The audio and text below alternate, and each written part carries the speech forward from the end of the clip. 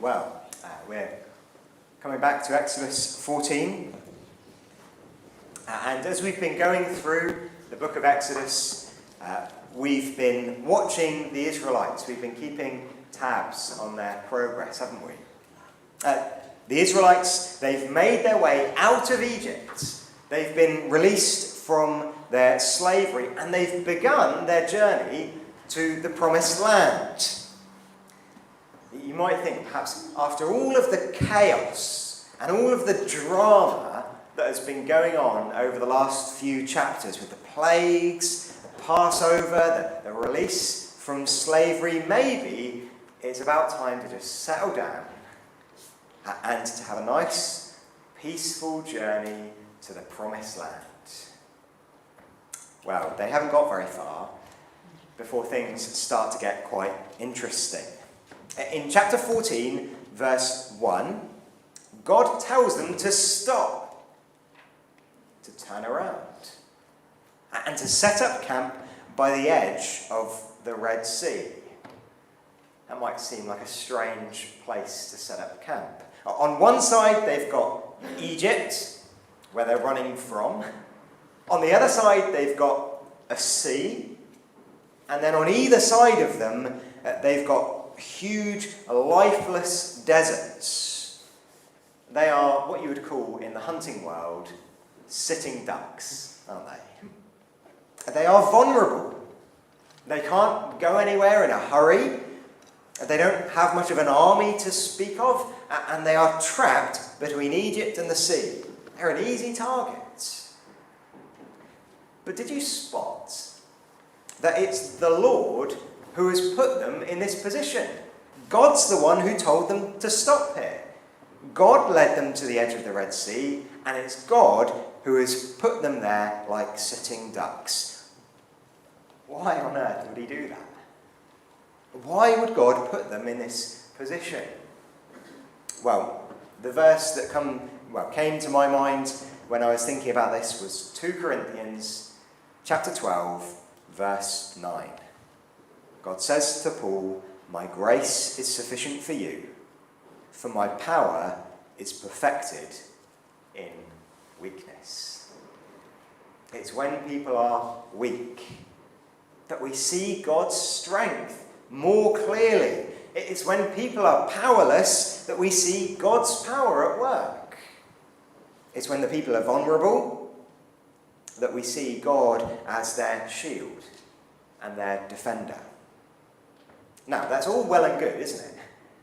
We know that that's true, but it's not quite so easy to believe it when there is a massive Egyptian army charging straight towards you. We know that God's strength is made perfect in our weakness, but it's hard to hold on to that, isn't it, when we're in the middle of a trial? So this evening, as we come back to this passage, I want us to divide up the text into 3. And I haven't actually got the clicker, so it's only one slide. Hopefully the 3 points will appear on the screen. There we go. Pharaoh changed his mind. The Israelites cried out, and the Lord will fight. That's where we're going this evening. So first of all, Pharaoh changed his mind. Let's read again, refresh our memory of verses 5 to 9. When the king of Egypt was told that the people had fled, Pharaoh and his officials changed their minds about the people and said, "What have we done? We've released Israel from serving us." So he got his chariots ready and took his troops with him. He took 600 of the best chariots and all the rest of the chariots of Egypt, with officers in each one. The Lord hardened the heart of Pharaoh, king of Egypt, and he pursued the Israelites, who were going out defiantly. The Egyptians, all Pharaoh's horses and chariots, his horsemen and his army, they chased after them and caught up with them as they camped by the sea, beside Pi-hahiroth, in front of Baal-zephon. Now, I'm sure you know the phrase, people never really change. In some ways, it's kind of true, isn't it? People never really change. Jeremiah says, Jeremiah 13, verse 23, Can the Cushite change his skin, or the leopard his spots? If so, you might be able to do what is good, you who are instructed in evil. In other words, the people that Jeremiah was speaking to, they've become so ingrained in a life of sin that they've gone past the point of no return. That they're living a life of sin and rebellion, and they've been living that way for so long that it's as if they've sealed their fates. That they've brought judgment on their own heads, and there's no way back. I wonder if we can say the same of Pharaoh in Exodus. His heart has become so hard. He's sealed his fate. And there's no way for him to change. You see, it looked, didn't it, as if Pharaoh had changed. We thought he was a different man, a changed man. Back in chapter 12, verse 31, Pharaoh summons Moses and Aaron and he tells them to leave. It looks as if Pharaoh's finally conceded defeat. He's given in. He knows that God is more powerful than he is. Maybe he's changed. But no. As we arrive into chapter 14, he shows his true colours. He's not changed at all. He is still the stubborn, power-hungry slave driver that he's always been. Take another look at verse 5. We read, "When the king of Egypt was told the people had fled, Pharaoh and his officials changed their minds about the people and said, 'What have we done? We've released Israel from serving us.'" Why does Pharaoh chase after the Israelites? Is it because he wants revenge for the plagues? No. Is it because he wants to wipe out the Israelites as vengeance for the death of his son? No. It's not, is it? It's because he doesn't want to let the slaves go. He thinks, why have we released them from serving us? He's not chasing them to get revenge. It's out of his arrogance, isn't it? And his pride. He doesn't want to admit defeat. Just think for a moment how crazy that is. Pharaoh watched his entire water supply turned to blood. Pharaoh had the stench of dead frogs covering his entire land. He watched all of his crops being wiped out by wave after wave of locusts. He had to hide away in his house to make sure he wasn't hit by a hailstone the size of an apple. He endured a deep, thick darkness as God blocked out the sun. He had to sit there and weep, didn't he? As he held the lifeless body of his son in his arms. Who in their right mind, after all of that, still chases the slaves? We thought back in chapter 12 that he'd finally learned his lesson, but no. Even after all of these plagues, Pharaoh is still as stubborn as ever. The leopard has not changed his spots. Paul says in 2 Corinthians 7 verse 10, "Godly grief produces repentance that leads to salvation without regret, but worldly grief produces death." Two types of grief. Back in chapter 12, when Pharaoh released the slaves, it wasn't because he was a changed man. No, it was because of worldly grief. He just wanted the plagues to stop, didn't he? He wanted to avoid the consequences of his sin. It wasn't that Pharaoh was actually sorry for what he'd done. He just wanted the suffering to stop. At which point, I want to shift the focus away from Pharaoh and to point the spotlight on us. Have we truly changed? Is our grief a godly grief or a worldly grief? Are we sorry for our sin, or do we just want to escape hell? That's what Naomi showed in her testimony this morning, isn't it? That for ages, she was only praying because she wanted to avoid hell. But then she became truly sorry for her sin. I worry sometimes that the way the gospel is preached, the way sometimes I preach the gospel, is like this. Say sorry to God and you'll escape hell. That's only part of the story, isn't it? It's true, but it's only a part of it. It's not just about saying the right thing to God, saying sorry, and he'll let you off. Pharaoh said the right thing, but his heart wasn't changed. And so we need true sorrow over our sin, to be grieved by what we have done, and to cry out to God for forgiveness, not just because we want to avoid hell, but because we're truly sorry. There's a big difference, isn't there, between being sorry for something and simply saying sorry. And so our sorrow needs to be true sorrow. And if that's going to happen, we need for God to soften our hearts. But we can't do that by ourselves. The leopard cannot change his spots, but the one who made the leopard, he could change his spots, couldn't he? We cannot change our hearts and make ourselves sorry, but God can. Pharaoh chases after the Israelites because he is not a changed man. I pray that we wouldn't make that same mistake, and that we would be truly changed men and women who are sorry for our sin. Let's think secondly, the Israelites cried out. Verses 10 to 12, let's read them again. As Pharaoh approached, the Israelites looked up, and there were the Egyptians coming after them. The Israelites were terrified and cried out to the Lord for help.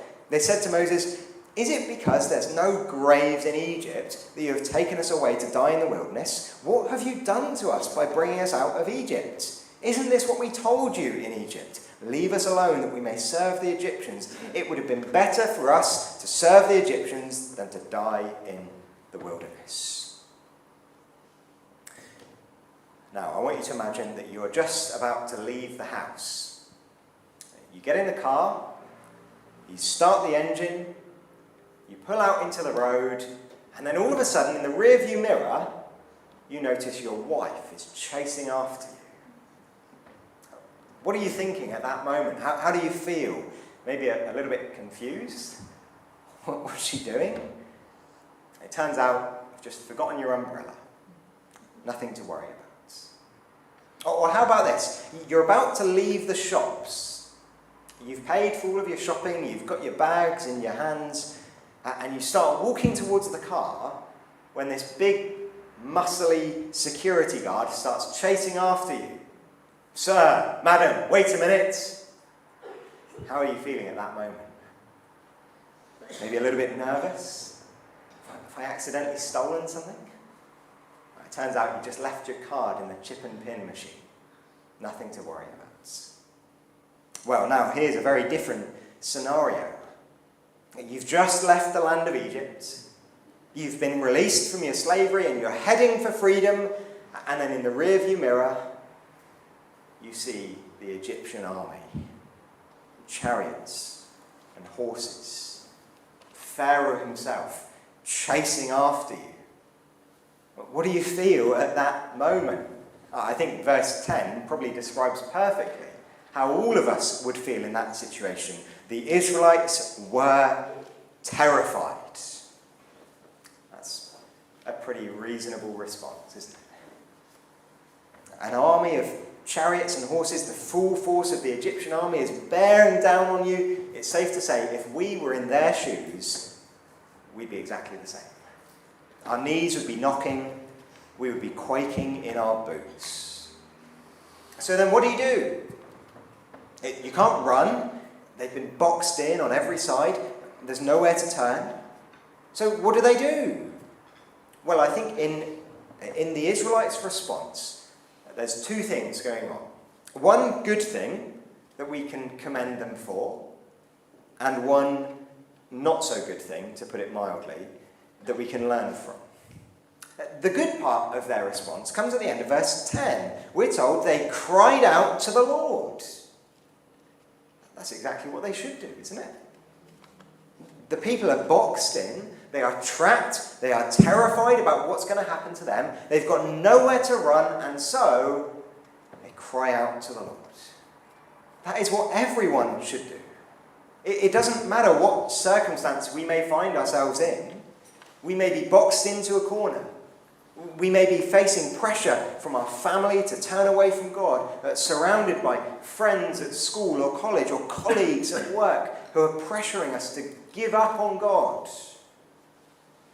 Even when it feels like there's nowhere else to turn, we can always turn to God.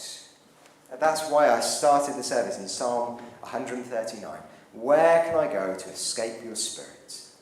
Where can I flee from your presence? If I go up to heaven, you're there. If I make my bed in Sheol, you're there. If I fly on the wings of the dawn and settle on the eastern horizon, even there, your hand will lead me. Your right hand will hold on to me. Wherever we may be, whatever circumstances we may face, rest assured, God is with you, and you can always call to him.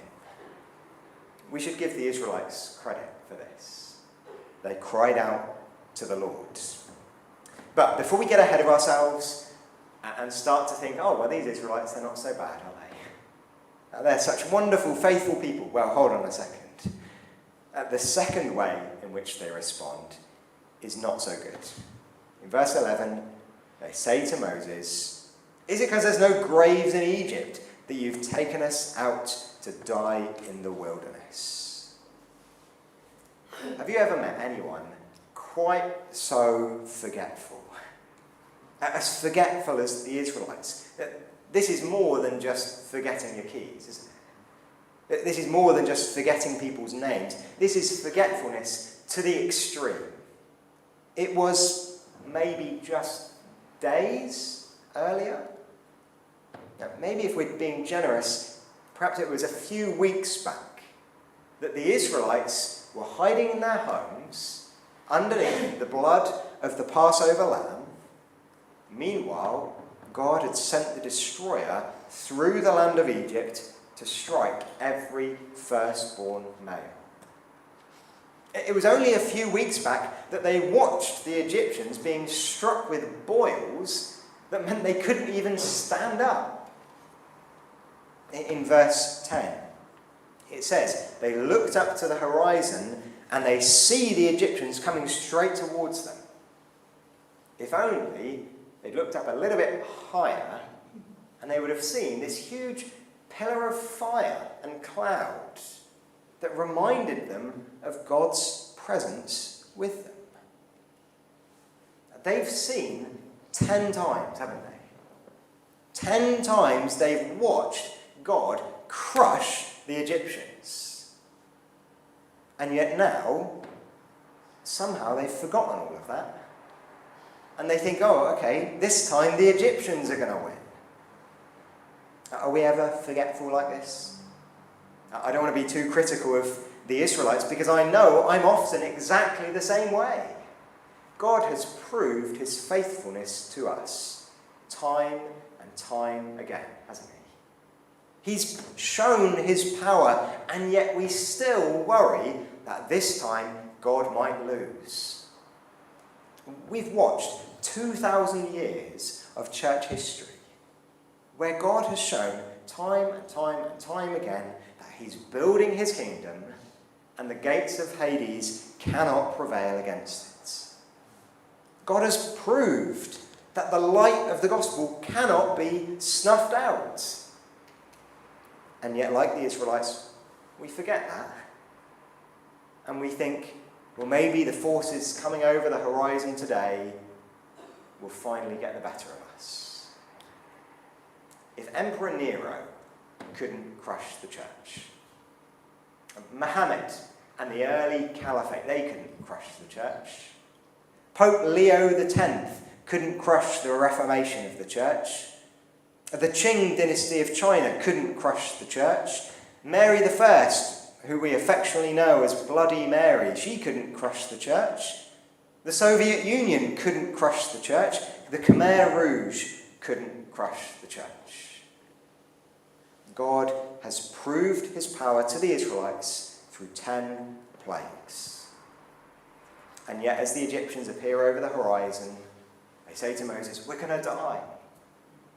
Well, God has proved to us his power throughout 2,000 years. Better yet, he's proved to us through the resurrection of his Son.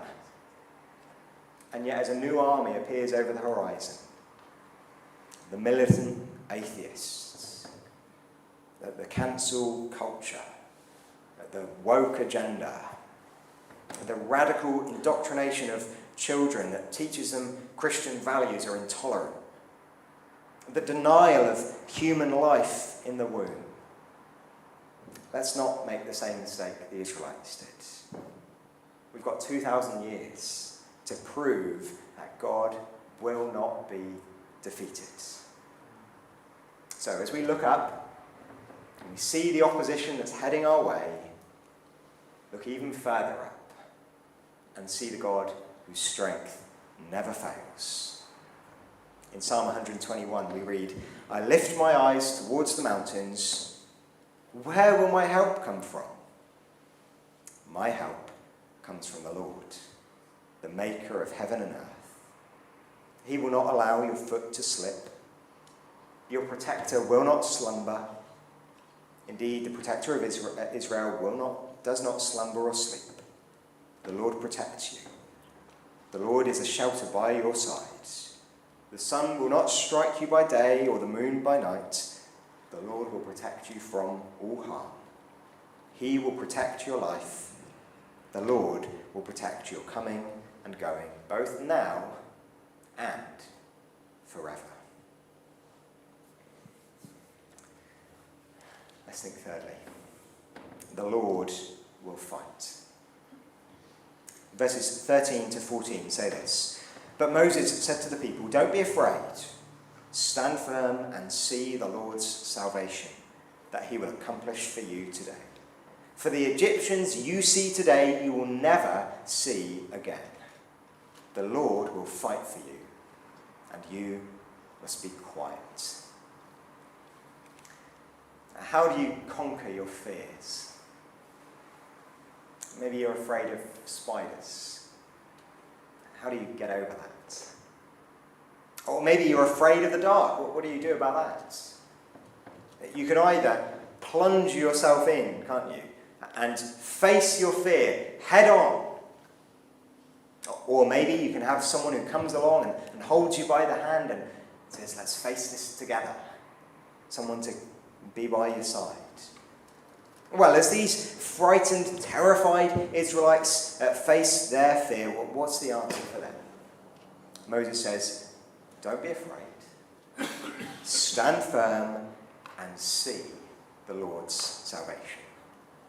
In essence, the answer, how do they face their fear, is they don't.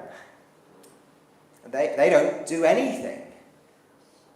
You don't need to conquer your fears by standing up to the Egyptians. No, God is not going to hold your hand to help you through this. Instead, just stay where you are and watch.